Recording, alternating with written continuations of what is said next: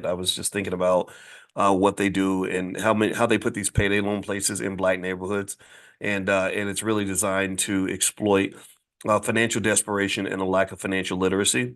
And the way I kind of see it is kind of one of these things where it's like, if I'm trying to sell poison food that's really expensive, then I find people who are really hungry, and also I find people who are who do not understand how to measure the nutritional value of the food that they eat, right? Do you get the analogy? So because people who are not hungry are not as likely to eat the food, and people who understand what they're eating are not as likely to eat the food.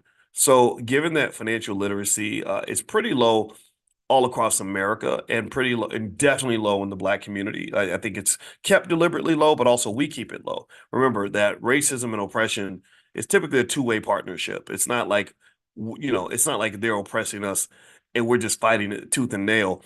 It's like they're oppressing us and we're kind of oppressing ourselves. Like we kind of sometimes we enjoy the oppression. Like just yesterday, I did a discussion on my YouTube channel, Dr. Boyce TV, where I was talking about this poor young girl who was an 18-year-old prostitute.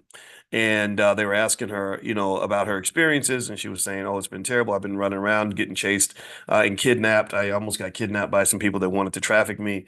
And she had all these weird experiences. And they said, well, why don't you get off the street? And she said, well, because I love the money. She said, I'm addicted to the money, the fast money, the trap money, and everything else. And so I said, oh, this is okay. So this is her financial addiction kind of guiding her to make these really horrible decisions. And it made me just think about how, if she'd known other options, or if she'd had resources, or if she'd had parents that would, kind of taught her certain things at an early age, I think she would have made different choices. Like her mother was a prostitute, right? So this is culture. Culture says, okay, if my parents did this, then it must be okay. So anyway, these little things kind of pop through my mind when I think about uh, economic exploitation and kind of how these things sort of work in terms of what choices we have to improve our condition versus the things that we just feel are either unfixable or are up to white people to fix. That if white people suddenly stop being white, and if white people suddenly stop being racist, then that would solve all the problems in the black community. And I don't think that that's a reliable solution. I don't think white people are ever going to stop being white, and racism is always going to be here.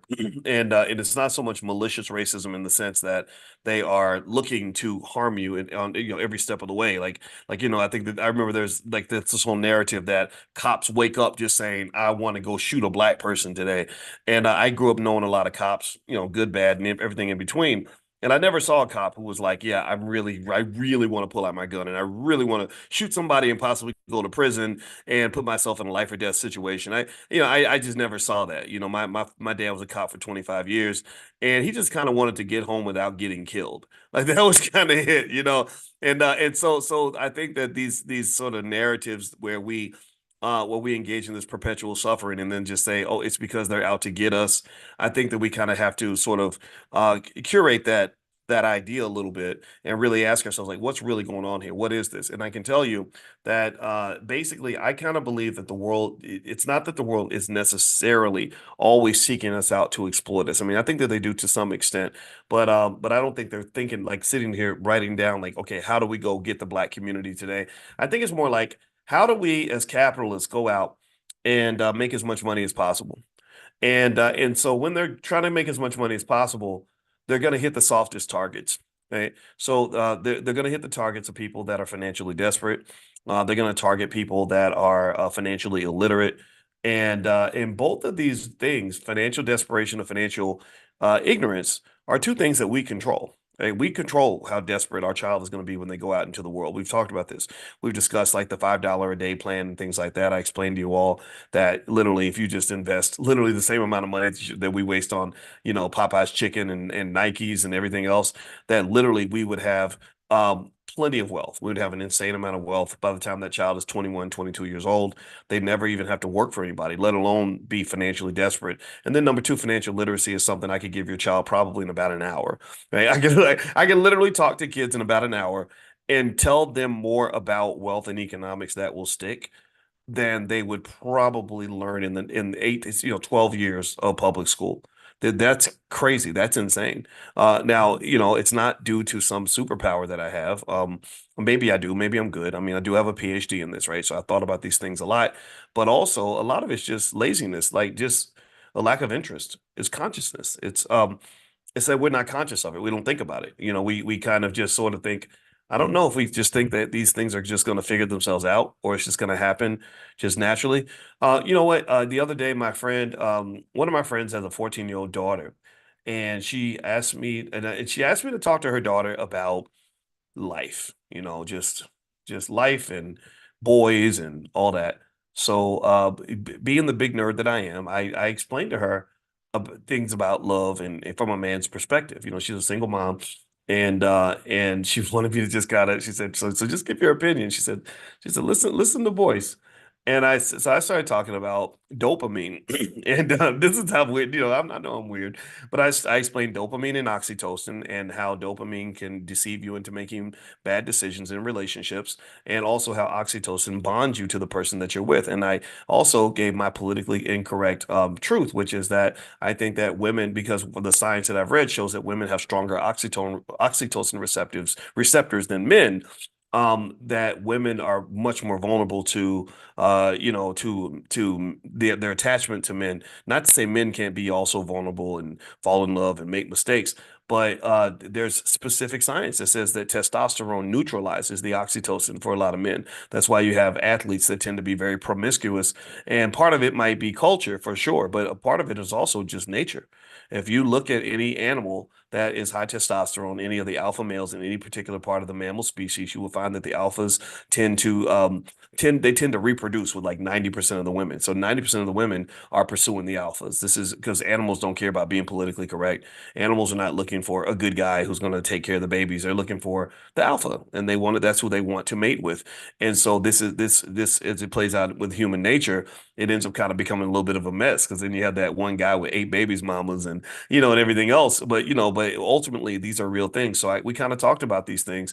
And it was interesting because I shared these things with her, and I was joking with her mom. I said, it's interesting that most kids don't even know this, and they don't understand as teenagers how vulnerable they are to that dopamine and oxytocin spike that occurs in your first relationship when you're 12 or 13 years old, and that's when they make a lot of mistakes. That's when a lot of little girls get pregnant, a lot of little boys, end up in crazy situations.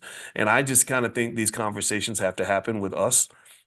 Conversational learning isn't just something that we do here. It's something that I do all the time. I do it with my kids. I do it with any kid that gets put in front of me.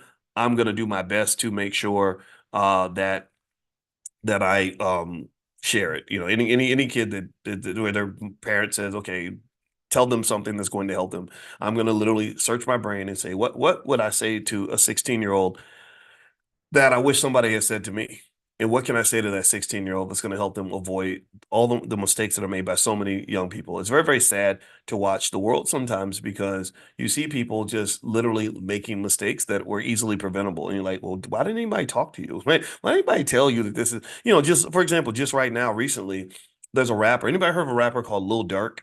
Lil Durk is a Chicago rapper. He does something called drill rap. Drill rap is terrible. Drill rap is basically where the Chicago gang members will go kill each other and then go rap about it, or they'll rap about it and then go kill each other, which makes them easy targets for the feds. Very simple, like because the gang culture in Chicago changed when they started incarcerating all the men. They started incarcerating all the leaders. They incarcerated all the OGs. They have these young kids that are just out of control. Brother Nuri Muhammad explained it very well at the All Black National Convention. He used elephants in a wildlife reserve and what happened when the fathers were removed. When the fathers were removed, the elephants started acting crazy and they were just killing the other animals and just, not listening to their mothers and acting a fool. And when they put the fathers back in the ecosystem, the boys straightened up. The boys straightened up in the behavior. The women also changed. But anyway, so Lil Durk is this rapper in Chicago who right now is facing he's making millions of dollars. Now he's facing many years in prison. And what makes it even worse is that a lot of the rappers they see this is where advice from older men could be beneficial. What happens is they like to form these groups. I guess because people like that mafia persona, it's very glamorous. So they like to form these cliques and groups and gangs, right? So they'll rap about their group or their gang. I don't know what his particular gang is called, but it doesn't matter. But same thing happened with Young Thug down in Atlanta. And what they don't understand is that when you commit a crime and you are part of a group, then you are open to RICO charges. And RICO charges come with massive, massive prison sentences, major, major mandatory minimums.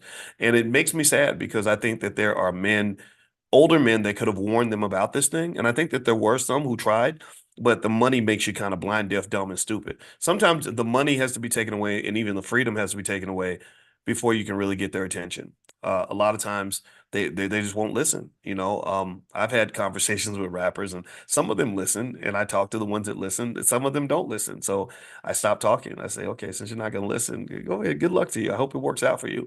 And so anyway, let's circle back though. First off, I saw someone was asking about the family passes for the convention. Yeah, you're right. We're going to look into the family passes. We didn't make them available now. And I don't know exactly why the team did not do that, but I can find out. Email support at theblackbusinessschool.com. That's support at theblackbusinessschool.com. If you email support at theblackbusinessschool.com, they can answer any questions that you may have about anything that you see going on with us and going on with the school and everything else. So yeah, so we can look into that for you. So I apologize for that not being available. But anyway, the other piece of that too is let's circle around to the topic. This is the topic I actually plan to talk about. You guys know how it is. I just start talking about things that come to mind, particularly things that relate to wealth and family and youth and just and relationships and mental health and physical health. I just like to connect the dots.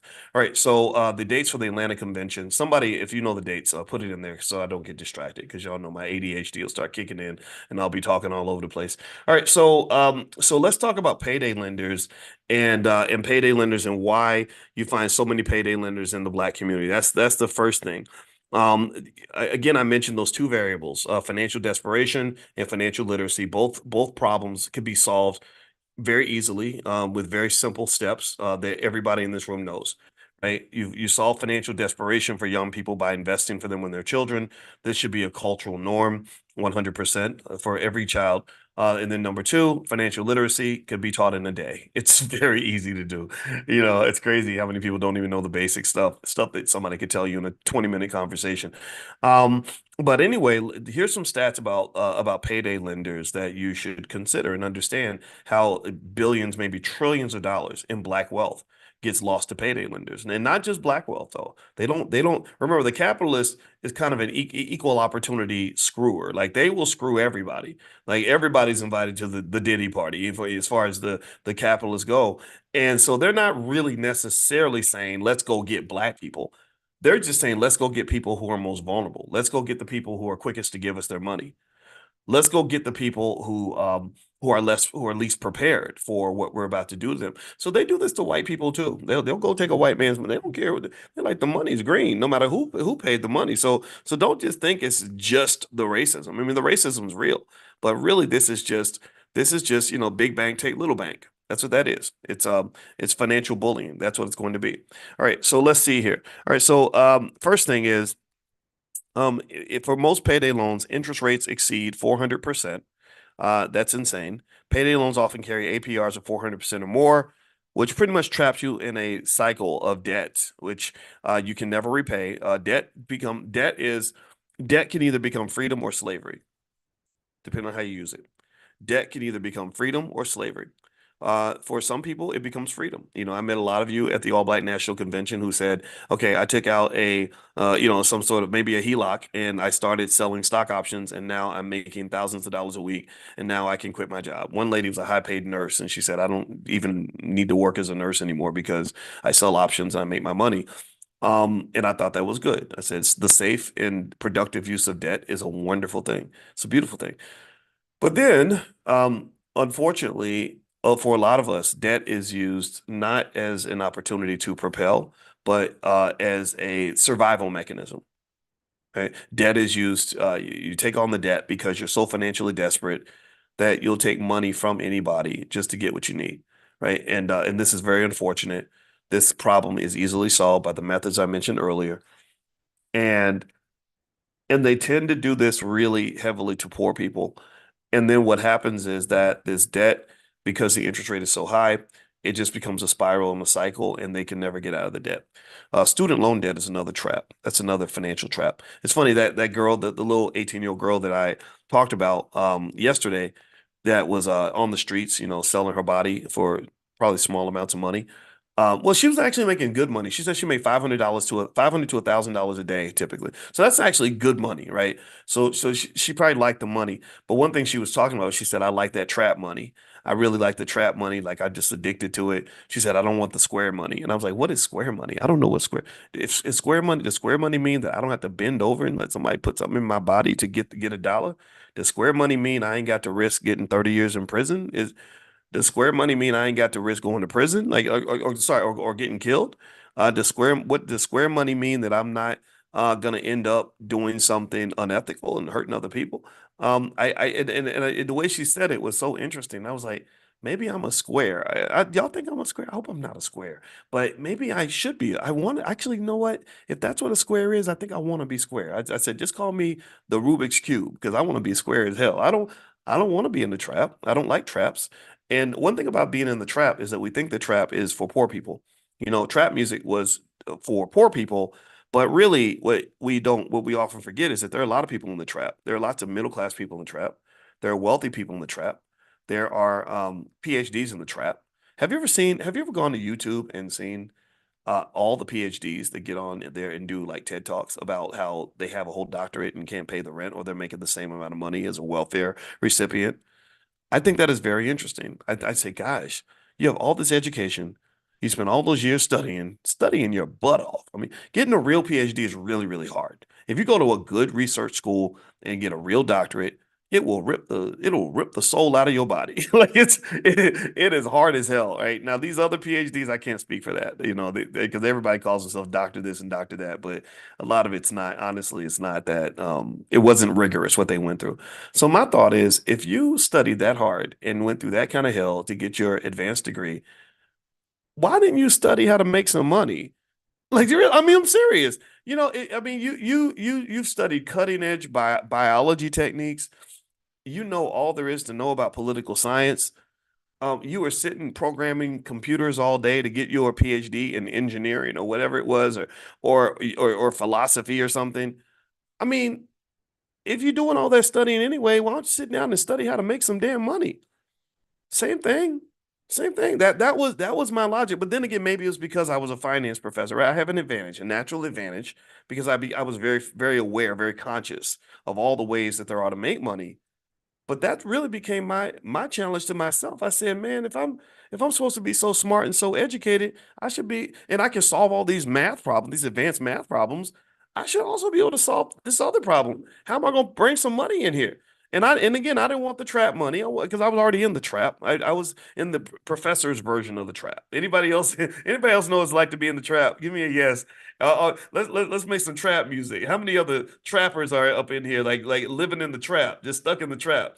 Right? I've been in the trap before. The trap sucks, man. I was in the trap. I was making trap music and trap money and all that. I said, man, I do not want to make trap money. Let me go make some square money. And I don't know exactly. I still don't know what that means exactly, but at the very least, I wanted to make some freedom money. I wanted to make some black money. Black money to me is money that is made by a black person, not just through things like a black job, but it's money that leads to black wealth. So black money is money that links to some type of freedom. It's a scenario where money liberates you. That's what black money is. Black money is that power money. Black money is that conscious money. Black money is that generational and dynastic money. Dynastic wealth is bigger than generational wealth. Lamar Tyler talked about that this year at the All Black National Convention. Dynastic wealth is where people are benefiting from your activities, and they don't even they never even knew you. People in your family 100 years from now are benefiting. They know your name, and they know that they benefit from the work you did during your lifetime, but they never met you at any point. Why? Well, because you're two, three generations back and you're still having an impact. That's black money, right? So when I tell you guys to go to blackmoney101.com and stuff like that, just know that's what black money is. Black money is that real money. Black money is not that trap money. Black money is that conscious money. Black money is that high level money. Black money is that power money. Powernomics, that's the philosophy. I think every black person who does not understand or appreciate powernomics principles as set by individuals like Dr. Claude Anderson, I feel very sorry for you. I'm not making fun of you. I'm not calling you stupid. I'm not attacking you, but I'm saying I don't understand how somebody can show you all the statistics that show that despite the fact that we have all these black jobs, we ain't building no black wealth. We're not only are we not building black wealth, we ain't even got black families. We ain't got black communities. So what in the hell why the hell are you running around bragging about your black job? I'm not saying that you should be embarrassed for having a job. I'm just saying that I don't understand it. I don't get it. Like, look at me and my black job. I just patted my black job. I had a black job too. When I was at Syracuse, it was a nice black job. I made good money. I made six figures, but they treated me like a igga. I'm not gonna say the N word, but that's how they treated me. It was terrible. It was really bad. I felt like I had to hide who I really was in order to keep that job. I felt like who I was not good enough. I felt like I had to live in the closet. You know what I'm talking about? It's a terrible feeling. It's not fun at all. And so part of going the black money route that made my life better was that I was actually free. I could actually get up every day, do what I want. I ain't gotta ask nobody's permission. I ain't gotta apologize for nothing. I don't apologize very often unless I'm genuinely wrong. I would apologize to you. I would apologize to you if I did something stupid or wrong. Like this morning, I sent out the wrong link. I apologize for that. I hope you can forgive me. Can y'all forgive me? Because my coffee is right here. I just started drinking it. Um, but I'm not apologizing to people who hate me. I'm not apologizing to people who are trying to harm my community. I'm not apologizing to people that don't appreciate or value what we're seeking to do, what we're seeking to build. Um, that they can figure it out on their own. So anyway, let me keep talking about. Let me tell you more of the stuff about payday loans. Um, Now later on today, you guys know we're doing the portfolio power play. It's a private wealth building workshop where we talk about stocks and things like that. I wanted to send you guys the link, but it looks like right now the Black Business School website is having some issues. It wasn't, yeah, it's a Cloudflare thing or something. So I can't log in and send you guys the link. So my apologies for that. I'll give you guys an invitation for next week. And also, just a reminder, the if you want to get a copy of my book, The 10 Commandments of Black Economic Power, or anything like that, you can go to drboycebooks.com. And drboycebooks.com, use the code word book club, all one word, and you get 30% off. So give me one second, guys. I gotta close this lamp shade because this light is all up in my face. So give me one second.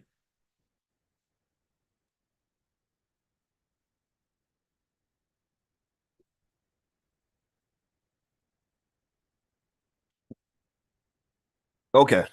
I think this should be better, I hope, because it was so bright. I wanted some natural light on me. Whenever I travel, the lighting situation is always really complex. I'm not good with lighting. So yeah, I hope this is a little bit better.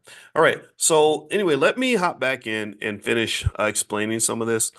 And by the way, I saw Aisha Verzi's in here, and I meant to share her phone number. She can support you on your financial stuff. If you want to talk to her directly, you can actually go to drboyceoffers.com. Her phone number is at the bottom, and you can actually call her. Tell her I sent you. And so and Aisha, you can put your phone number in the chat as well. So feel free to go to drboyceoffers.com. She's right there at the bottom. All right, so let's see here. Number two, 80% of payday loans are rolled over or renewed. So roughly 80% of payday loans, when they're renewed, people end up paying more in fees than they initially borrowed. So there are lots of payday loans where people pay more in interest than they actually got in principal, which is absolutely insane. Also, here's another stat: more than 12 million Americans rely on payday loans every year. So there's millions of people who have to do this in order to survive, and that leads to kind of a complication about payday loans, right? So you'll have people that are advocates for the poor, and they will say we need to get rid of the payday lenders, just get rid of them. They're terrible, they're bad, they're exploitative. Now, I do agree that the world will be better off without payday lenders if the banks step in and fill that void in terms of access to capital. Like if we required banks to make services available for the poor and the unbanked, then it would make perfect sense to get rid of the payday loans for lenders for sure. However, the problem is that a lot of people go to a payday lender because they have no other option, right? They just say, look, I'll pay whatever interest you need because I have no other place I can go to get money, and or the check cashing places. Some people use the check cashing places because they can't get a bank account. And I think that's the part. And I understand that. I mean, I've taken high interest loans before because I needed the money, and that's the part that doesn't get really discussed, right? So when you have people that are like, in the do-gooder category, like we want to help the poor, da, da, da, I get all that, but if you're going to help the poor, then provide alternatives, provide solutions. Don't just take away something that they feel like they need. Like, so if I am going to a community and I say, get rid of all the fast food restaurants in this neighborhood, but I don't provide an alternative, like maybe low cost healthy food, then I don't know if I'm helping those people, right? I don't think, I think that bad debt and bad money is almost like bad food. Sometimes you eat the bad food because you don't have any other food available that you can eat. So I would personally say that if I were to, if I'm thinking about politics, and I don't trust politicians very much, to be honest with you, but if I were because they're in it for the money, they're working for the corporations. That's how the government is structured. This is my opinion. But if I were into the politics, I would say, okay, provide an alternative for people in these communities where they can't get access to the banking or access to the capital. It's not going to cost the billionaires that much money to make small loans available at a reasonable interest rate to the people who need them. Even if the default rate is a little bit higher and things like that, that's what bankers think about. They're like, well, are you going to pay it back? And if somebody's struggling financially, it is harder for them to pay back. So you're going to have some people that won't pay you back, but we can subsidize that. We can subsidize that because the government already subsidizes a lot of stuff. Wall Street gets completely subsidized by the federal government. Did y'all know that basically they have something called the Fed put. And we've talked about this. The Fed put basically, if you know what a put option is basically, it can be kind of like an insurance policy, basically, just something that's in place such that if you have a financial disaster, somebody will come and save you. So think about like a teenager who goes and crashes his car because he knows daddy's going to save him. Okay, he knows daddy's mama's going to buy him a new car, right? That's an example the Fed put, and it creates what is called a moral hazard problem, where people take extra risk because they know that they're not going to pay the consequences. That's why consequences matter when it comes to kids. Consequences also matter when it comes to finances. Well, anyway, what they do, the reason Wall Street bankers take all this risk is because they know that if they take too much risk and their bank is about to fail and something goes wrong, the government will step in and write a big old check, $500 billion or something, and bail them out. Give me a yes if you've ever seen all the times where banks have been bailed out, all the times where Wall Street has been bailed out. The first thing that Obama did when he came into office was he bailed out Wall Street. He wrote a 700, he went to Congress, asked for $700 billion. They gave that money straight to Wall Street.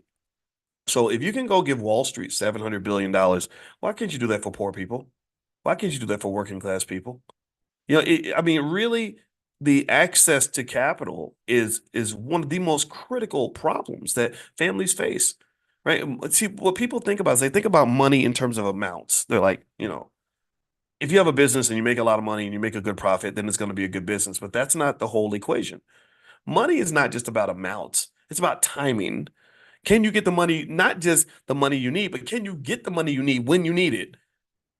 Example, has anybody ever had a time where you knew you had money coming in a month, but you needed it like tomorrow to pay a bill? Anybody ever go through that? Where you're like, dang, I'm gonna get $10,000 on the third, but today's the 12th, and I need at least $1,000 by tomorrow, or something horrible is going to happen. You're going to get evicted or whatever. Something gets repossessed, right? So timing is everything when it comes to money. Timing, I would say timing is more important than how much money you're going to get. Like, so what the payday lenders solve for a lot of people is the timing issue. They're like, look, I'm a hardworking person. I got money coming, but right now I got bills to pay, food to buy. I need money right now. So they're like, oh, okay, well, we can sell you time. Time can be sold in the financial market, by the way. Those who study options with us understand this. So they say, oh, we'll sell you time, but it's gonna be really expensive. You're gonna pay. And you might be paying me forever because I came through for you this one time. And so timing is everything when it comes to money.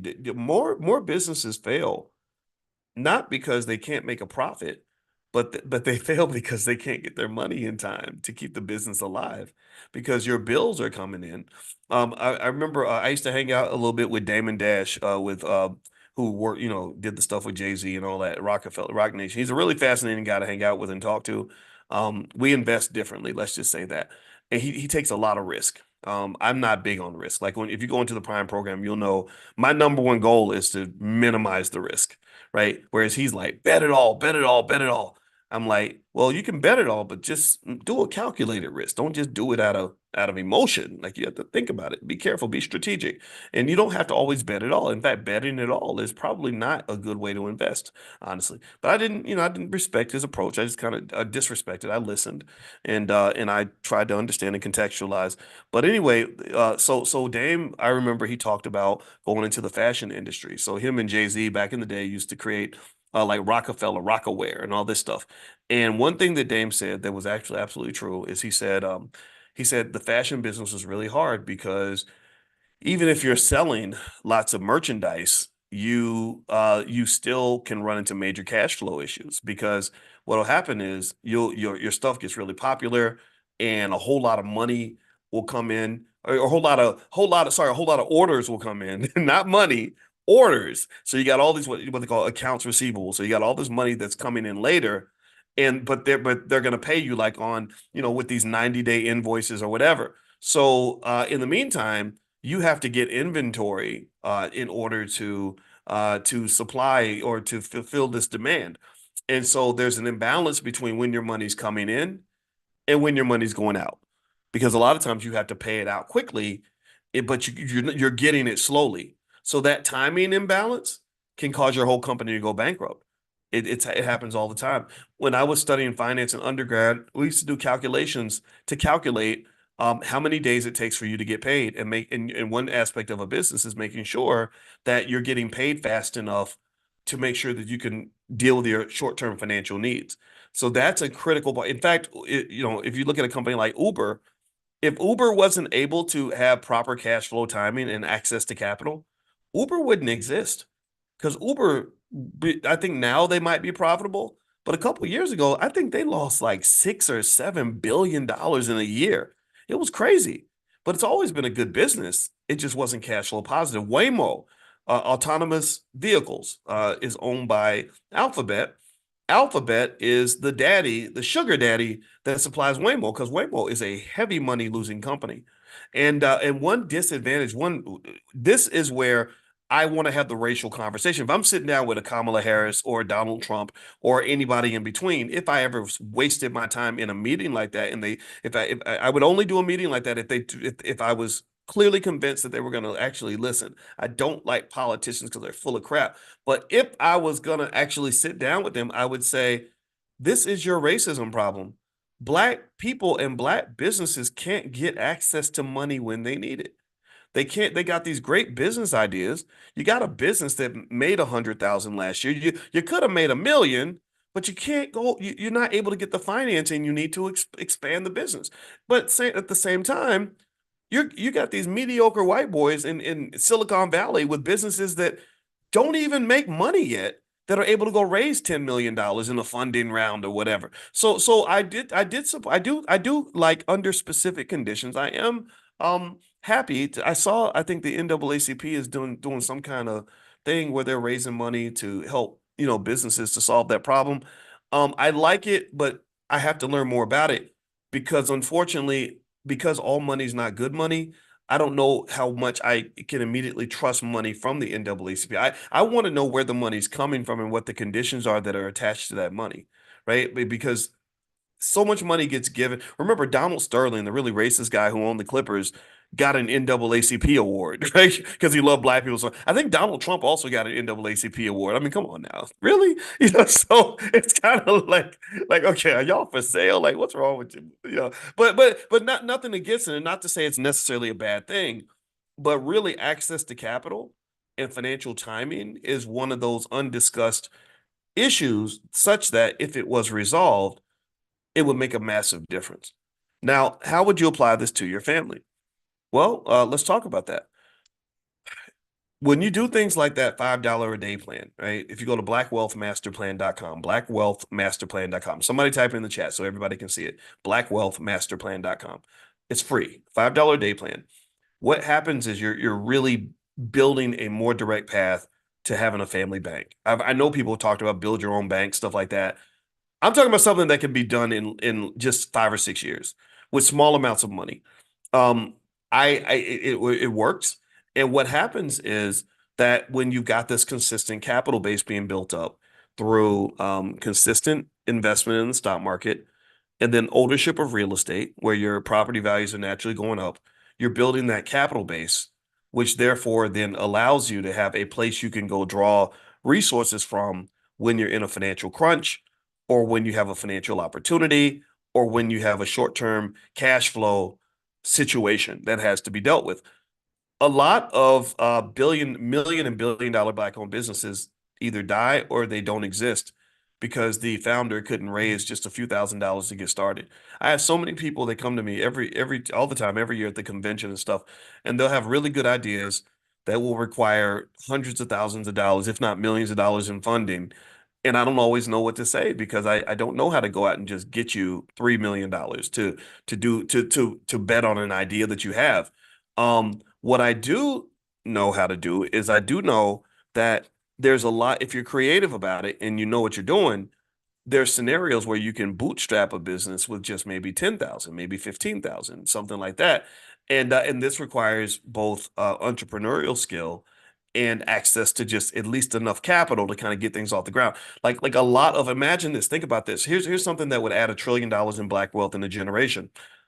If the majority of young black people that go off to college and form these good ideas while their minds are young and creative, if all of them had the ability to go immediately borrow $20,000 to support their business idea, black wealth would explode because some of those business ideas will become multi-million dollar entities.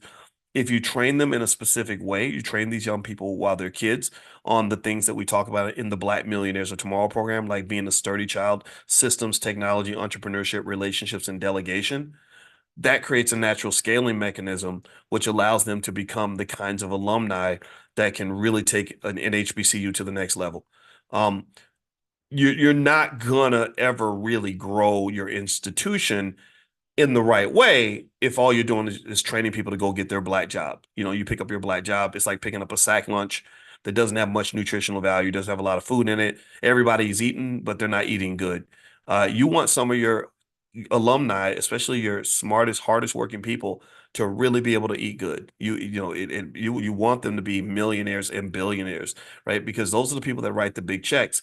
And the reason that that's important is because if you look at a lot of HBCUs, they're in a really terrible position. I would never want to be the president of any HBCU. And the reason is because most HBCUs are relying on money that is not coming from black people. They're waiting for Mackenzie Scott, Jeff Bezos' wife, to come write them a big check. They're waiting for the government to write a check. They're waiting for this white billionaire, that white billionaire to come in and do philanthropy. And you can't really build a nation off of charity. Charity is very important, but charity does not build a sustainable ecosystem. Charity does not build the kind of financial mechanism that develops an economy that is really leads to real power. Because you're always going to have to get on one knee and bow to the politics or to the belief system of the person who's paying the bills. That's what happens at the end of the day. He who has the gold makes the rules. So you need your kids to have some gold. If they have gold, then they will be able to make the rules in their own life. And then eventually they'll even be able to make the rules in the lives of others. Hopefully they'll do it in the right way. Like Brother Nuri said at the convention this weekend, I think he was talking about the Asian community, and he said Asians have the highest income in America. They also he said if you go to your local school board, you won't see many Asians on the school board. If you go into your local politics, you won't see a lot of Asians holding political positions. You don't see Asians holding marches and rallies or raising lots of money for political issues. So he said that he said Asians have power with no politics, and he said black people have politics with no power. That I think I want to make sure I quote him out properly. So I want you to think about that. We show up and we vote. We're on all the school boards and committees, zoning boards, and like we're all up in the politics, all up in the. I mean, we beat each other up if you don't show up and vote. Like we literally will go chase each other down. Like Negro, you better do, right? And you think about it, what's that done for your wealth? Nothing, absolutely nothing. So if you want to have power, then you got to figure out where the money's at. And you got to do it on a family by family basis because the whole community is not ready for that. The people that own mainstream media are dead set and determined, I believe, to make sure that we keep thinking the same way. And they depend on our lack of consciousness to convince us that simply repeating the same activity over and over again is going to lead to some sort of unique solution that it has never led to before. There's never been a time where we've all got together and voted for somebody and saw our wealth go up or saw our wealth change in the ranking. And I just kind of think that this is something that we have to think about. All right. Now, I'm going to get on out of here, guys. I want to remind you, if you want to be on the text list for this class, text the word morning to the number 87948. Text morning to 87948. Also, Dr. Alicia, my wife, who's a therapist, she did a session on Mental Health Monday last night where she basically got together with some Black therapists and they talked about how finances affect your mindset. And they're very, very good. They're very, very smart at what they do. Dr. Alicia's website, if you want to write it down or if you want to make an appointment with her or just go see what she does, it's coachingwithdralicia.com. That's coachingwithdralicia.com. So coachingwithdralicia.com, you can talk to her or check out what she does. She talks to individuals, families, and also couples. She loves to talk to couples. And because we share a common belief that if you have good relationships, you will typically have better wealth. And a lot of times, it's not about not having a disagreement. Like everybody disagrees. It's how you handle the disagreement. And that requires you to have a knowledge of self so that you'll know what your triggers are so that you don't go off and cuss out your spouse and say things that you can't take back or make bad decisions because you didn't think it through. So let's not live just by emotion. I think emotions are very valuable, but emotions are like rocket fuel. It's like a rocket. When you set off a rocket, you have to be sure you target the rocket and the explosion has to be contained. Because if you don't guide the missile, it's just going to shoot anywhere. And if you don't contain the explosion inside the engine, the rocket will blow up. So a lot of our families blow up because our passion is not managed, contained, and consciously sort of processed. So all this connects back to wealth. People who think this way also tend to be better investors and wealth builders. They don't let their emotions cause them to make bad financial choices. They don't let their emotions cause them to overspend. They don't let their emotions cause them to sell all their stock just because the market went down this week. And so there's a lot going on there. Now, if you want to see the replay of last night, here's how you can get the replay. I'll send it out to you guys in a few minutes. Text the word love to the number 87948. So if you text love to 87948, I'll send you guys the replay of Mental Health Monday. Also, I will let you guys know whenever Dr. Alicia is doing her thing. She does a lot of stuff with the ladies at Fly Nubian Money as well. We have a great, awesome group of women that go in there and talk. I'm telling you, if you want to be a smart Black man, you got to listen to women. Because we have some of the baddest, most intelligent Black women. Well, of course we got all the Black women in the Black community, but we have some of the baddest, most intelligent human beings in the Black community amongst Black women, and I personally think that's not acknowledged enough. And so, just out of respect for the women that support me and have had my back, I mean, I couldn't have done that convention without the amazing women who made it happen. I hope you'll consider, being a part of what they do with Fly Nubian Money. They go live literally every single day at 1 p.m. Eastern. And so, not to give you one more thing to text, but if you're interested in following the Queens, just text the word Queens to the number 87948. So that's another place you can go to get what you need. We got everything you need in the Black Business School. We got your back. All right, everybody. Well, have a great day. God bless you. Thank you so much for listening. Yes, there is a prime class tonight where we're going to do the stock option stuff and everything else. And so if you want to join that, that's going to be 8 o'clock tonight. So go to drboyceprime.com and you can sign up. The website's down right now. I don't know what's going on today. I'm going to get on the horn and talk to these people right now. So I'm going to get on out of here and go handle that. So anyway, Dr. Boyce Prime.